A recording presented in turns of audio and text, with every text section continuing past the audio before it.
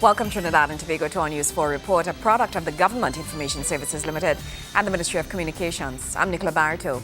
Let's take a look at the headlines.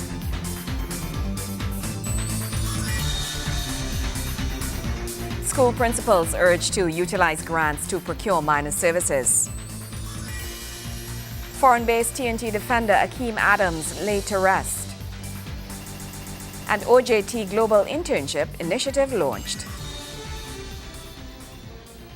Thank you for joining us. Trade, Industry and Investment Minister, the Honourable Vasant Bharath, is pushing to get certain import taxes removed if it is to boost investor competitiveness here in Trinidad and Tobago. He outlined these measures as he laid the motion exemption from import duties of customs in the lower house on Friday. Legislative moves aimed at expanding the manufacturing sector, as well as other areas associated with trade and investment, will seek to promote the exemption of import duties from a number of areas. Minister of Trade, Industry and Investment Vasant Bharath says while within the past year the manufacturing sector has seen a 6.1% growth, the changes are aimed at adding a further boost to investment into the local economy. He says such added growth can only happen when businesses are offered incentives and investment is made attractive through the ease of doing transactions. One suggestion, he notes, is the removal of duties. No one incentive on its own can create the environment or the competitiveness that's required by an organization to be able to compete either locally or against foreign competition. No one incentive alone will allow a manufacturer in Trinidad and Tobago or anywhere else to compete with global players outside of their shores. So there are a number of incentives that every government must put together, a judicious mix of incentives that a government must put together to ensure that organizations in the sectors which they wish to promote, which they believe these organizations or these sectors can be either competitive today or can be competitive in the future, that governments must put together to create that enabling environment to allow these sectors to thrive. 7 areas have been identified as key to actively spearheading the diversification thrust. These include the financial sector, ICT services, agriculture, creative industries, sports tourism, the maritime sector, and the downstream energy sector. The Minister of Trade and Industry highlighted these areas as sectors in need of exemption from import duties. He adds that by doing this, local players will get the push needed to improve competitiveness in each sector. The Ministry of Trade, Industry and Investment is actually currently working on a new incentive regime, not geared just towards manufacturing, but to all those sectors that we have agreed are the areas that we can be competitive in and in which we are diversifying the economy. These incentives, together with all of the others we have, and we have other incentives in place, Madam Deputy Speaker, that are already there, but we need these incentives. We need these exemptions from custom duties to be in a position to make our hoteliers and our tourism sector more competitive. Minister Bharath says in the coming weeks, the ministry intends to take measures to put the fashion industry on the market. On the 26th of January, Madam Deputy Speaker, on the 26th of January, this is just next week, we to receive Vogue Italia to Trinidad and Tobago, the world-famous magazine. Vogue Italia is going to be doing a special feature on Trinidad and Tobago fashion. Understand what that does for the fashion designers in Trinidad and Tobago and the potential of the market and what it does, the excitement it creates for young people to look and see that Trinidad and Tobago could be positioned on a global scale, and there is actually a pathway for them in a sector like fashion. We're doing exactly the same thing in music and exactly the same thing in film. One area set to benefit from these moves also is the tourism sector. Currently, Tobago derives 46% of GDP from being this country's major tourism destination. Minister Bharath says all these areas stand to see an expansion in market access when such moves are made. It is recommended that this resolution be passed in the House of Representatives to allow the Ministry of Trade, Industry and Investment to grant import duty concessions to 1. Approved agriculture, livestock, forestry and fisheries, approved hotels, approved mining purposes, and other approved purposes. Madam Deputy Speaker, it is strongly believed that these exemptions will continue to foster growth and development to the benefit of the people of Trinidad and Tobago. Kimberam Calawan, News 4. Education Minister Dr. The Honorable Tim Gopi Singh says principals will now receive grants to take care of minor repairs as well as stationery within their respective schools. The minister disclosed this even as he urged principals to fully utilize grants given to them each fiscal year. Over $12.2 million have been allocated to various schools in the move to give school principals more autonomy in their spending. The move seeks to enable principals and schools the right to procure their own supplies, such as toiletries and stationery, as well as minor repairs within the buildings. Education Minister Dr. Tim Gopi Singh gave an outline during the oral answer session at the start of Friday's lower house sitting. We made a change in 2012-2013 and it is now continuing.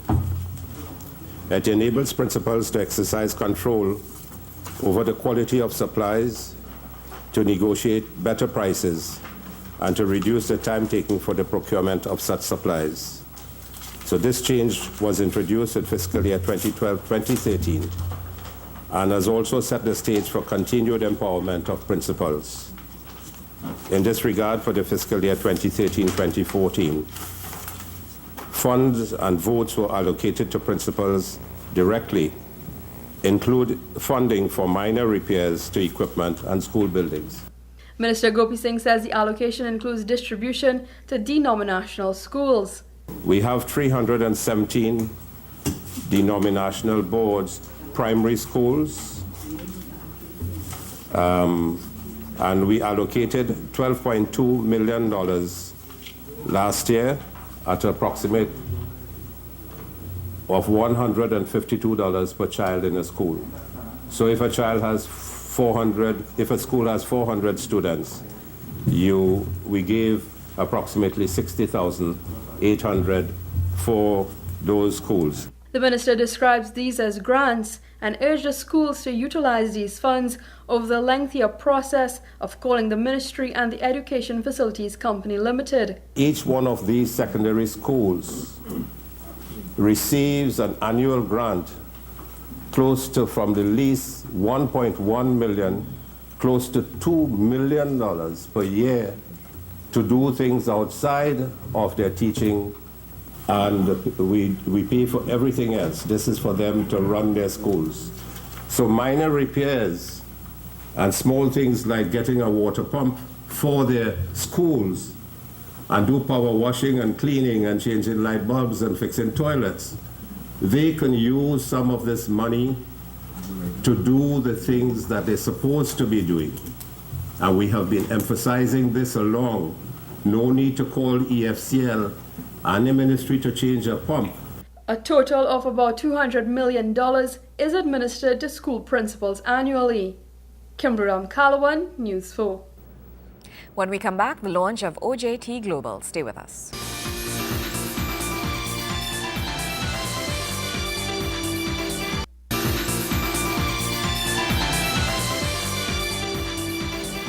Thank you for staying with us. Investing in human capital is a key ingredient in any country's success, development, and sustainability. This notion was expressed by United Nations resident coordinator in Trinidad and Tobago, Richard Blewett. Mr. Blewett made the statement as he addressed the launch of an internship initiative between the Ministry of Tertiary Education and Skills Training and the United Nations system in Trinidad and Tobago.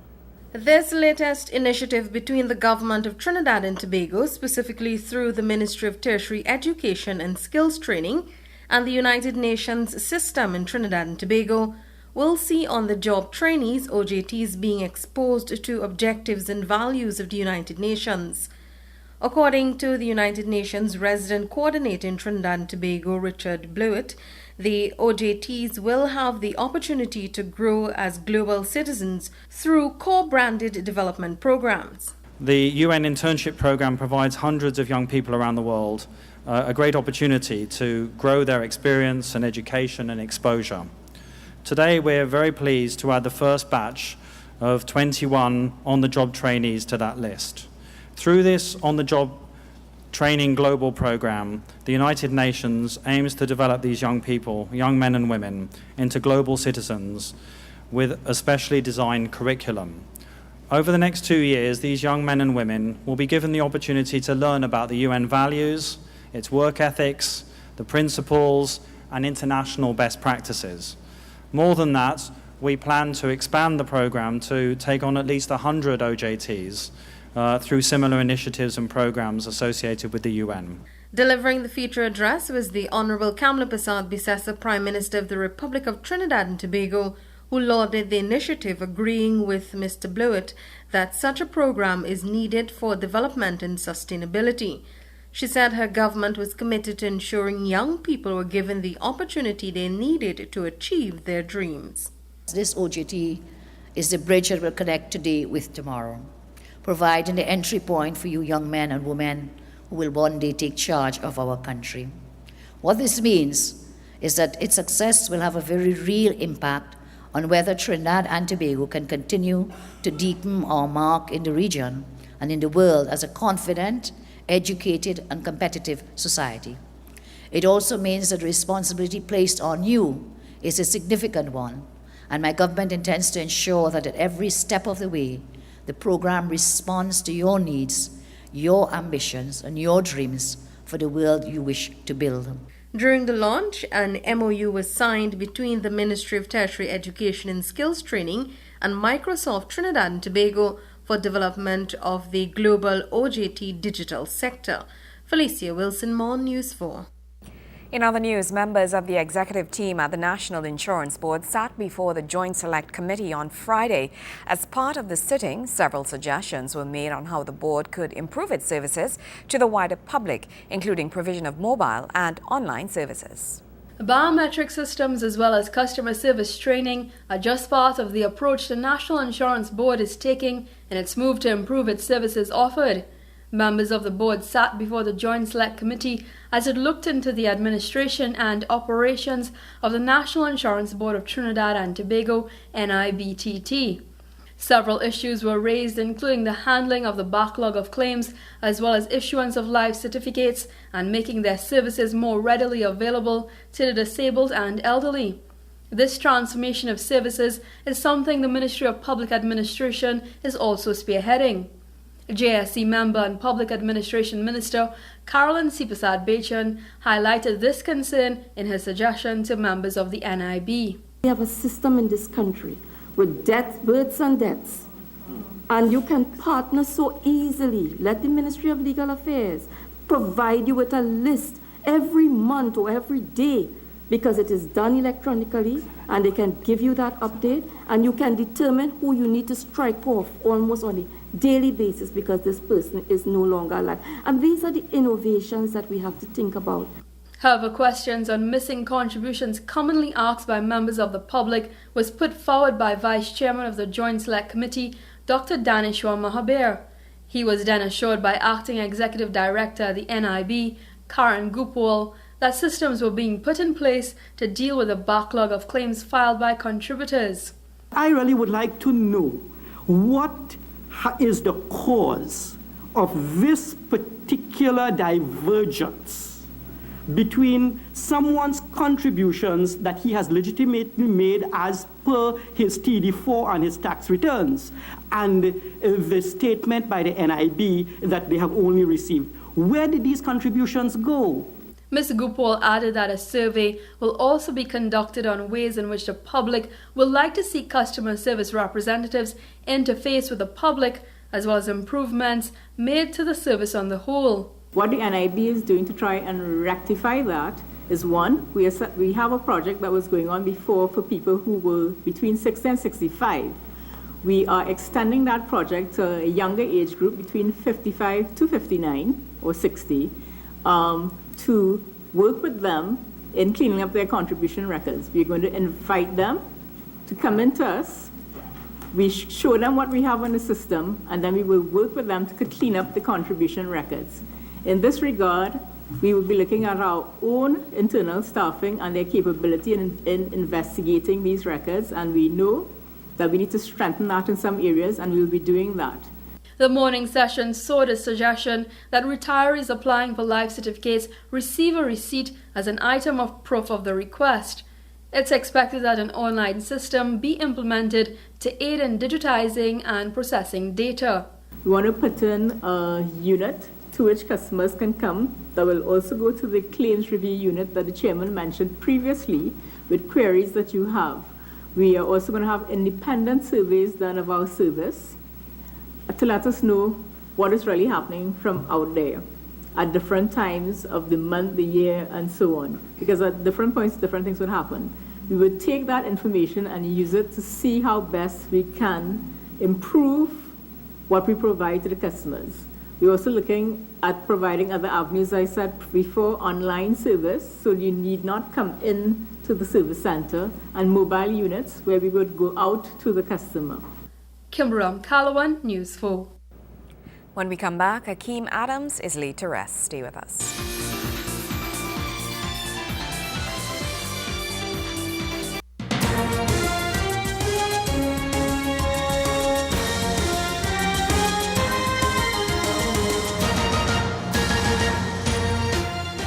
Trinidad and Tobago said its final goodbyes to footballer Akeem Adams as he was laid to rest last Friday in his hometown of Point Fortin. Friends, relatives, teammates and football administrators gathered to celebrate the life of the 22-year-old defender who passed away in December after suffering a fatal stroke while recovering from a debilitating heart attack 3 months earlier. I watch Akeem and I see him as an ambassador, a role model, a soldier. He's a Caribbean ambassador. These were just a few of the many accolades heaped on Akeem Adams as his short life but considerable achievements were celebrated at the Mahaika Oval. Memories of the footballer were shared at a reflective yet somewhat joyful celebration of his life before a street procession took him through the streets which he once walked and towards his final resting place. His mother, Ancilla Dick Adams, says Akeem's achievements and demeanor belied the challenges he faced in life. You would never, ever think Akeem was a special and gifted child. He had done so much for this country and made his family proud. I thank God for giving me such a graceful child. He would always smile. Akeem's mother says his determination and drive to succeed was more than admirable. After accomplishing what he did here, I told him, Akeem, that's enough. You have done us proud already. He said, Ma, no. I have to make it at the highest level. And I would be heading to Europe. And I would make my country proud and my family happy. According to Mrs. Dick Adams, Akeem remained focused and grounded despite his medical challenges, and he never forgot the support he received in Trinidad and Tobago and around the world. When his coach come to visit him, first he said, Coach, I need to go to the gym.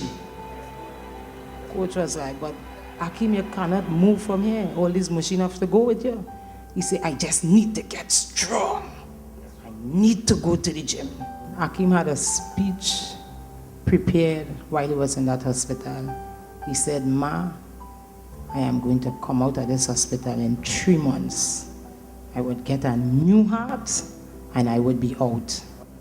He said, I thank God for keeping me alive. He said, I want to thank everybody in the country for praying for me. Ms. Dick Adams also had some advice for parents who lost a child as she took the opportunity to take a different spin on the situation. I am happy here to lay Akeem down, to rest him comfortably. You know, parents would say, how could I bury a child?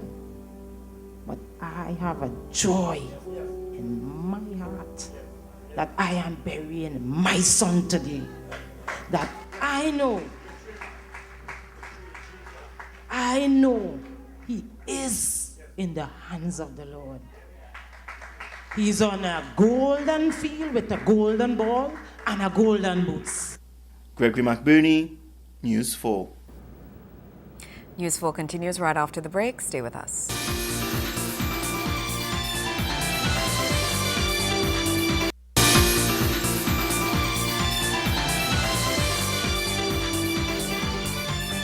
The ambassador of Cuba presented his letters of credentials to the President of the Republic of Trinidad and Tobago, His Excellency Anthony Thomas Aquinas Carmona. Witnessing this historic event were students from schools all across the country. The 9 students who witnessed Cuban Ambassador His Excellency Guillermo Vasquez Moreno present his letters of credentials to His Excellency Anthony Carmona, President of the Republic of Trinidad and Tobago, were from Asja Boys College, San Fernando, Cedra Secondary School, Debe High School, Gasparilla Composite, Southern Academy of Seventh-day Adventists, Vishnu Boys Hindu College, Tranquility Government School, and St. Mary's College. They were all chaperoned by a parent, guardian, or a teacher. After the formal exchange, His Excellency shared with the Cuban ambassador the reason behind the students being present. This is an initiative I've started since I became president, where I felt that there was a need to engage young people in governance, both locally and internationally. I felt that because of disconnect, this type of disconnect, that our young people probably were quite frustrated about the political process, and I felt that there was a need for them to engage that process. Apart from that, I felt that there was a need to give them a sense of hope and a sense of vision. The president then had some advice for the students. Life is an affair of infinite possibilities. That through hard work and sacrifice, you can get there. We're not saying, for example, that sometimes you may not experience failures, but the runner stumbles in the race of life. And in those circumstances, you get back up and continue running that race. Because I have a very deep faith in our young people in Trinidad and Tobago. After the formal exchange, the Cuban ambassador also presented His Excellency with a gift from his country. Felicia Wilson-Mon, News 4. The National Children's Registry, which government undertook to establish in 2012, will see the light of day soon, as several rounds of consultations have been completed and the terms of reference is now being drafted. Update of this came from Senator the Honorable Razia Ahmed, Minister of State in the Ministry of Gender, Youth and Child Development. Senator the Honorable Razia Ahmed, Minister of State in the Ministry of Gender, Youth and Child Development, explained that government's National Children Registry will be a driven database to flag high-risk births, trace progress of these children, while also keeping other children on its radar. She said through the registry, issues affecting children will no longer be camouflaged or hidden. The minister assured government it has a legislative agenda. The National Children's Registry. That team has completed several rounds of consultations with key stakeholders. There is a legislative agenda that is anticipated, and the terms of reference are being drafted to guide startup. The registry is an IT-driven database designed to flag high-risk births in terms of socioeconomic, cultural, familial, and health perspectives inter alia, and to trace the progress of these children identified while it keeps other children on the radar. Also speaking at the UNICEF MOU signing was Dr. the Honorable Bohendranath Tiwari, Minister of Planning and Sustainable Development. He stated that despite strides made in areas of early childhood and secondary education, health, youth development and gender equality, there is still a long way to go, as evidenced in crimes being perpetrated against children. Despite this overall progress, however, children are still highly vulnerable. In recent months, this has been reflected in reports in the news media of children being abused and violated. But the minister is keen to note that the problem lies with adults and not children. Children's issues in Trinidad and Tobago and in our region troubles us greatly, and it certainly troubles me greatly. And for me, it's a really vexing problem. It strikes at the heart of whether we are not we are a civilized society, really. And I want to say that this children's problem in our country, this children's, so-called children's problem, is a problem of adults. It is adults who are, it's about adults who are irresponsible, adults who are misguided, adults who are malevolent, adults who are sometimes sick. And some of this might be due to the breakdown of family, or the loss of faith, or the weakening of standards of ethical conduct, or the loss of core values. Felicia Wilson Mon, News 4. Well, that's how we wrap up this edition of our News 4 report, a product of the Government Information Services Limited and the Ministry of Communications. I'm Nicola Barreto. Thank you so much for joining us.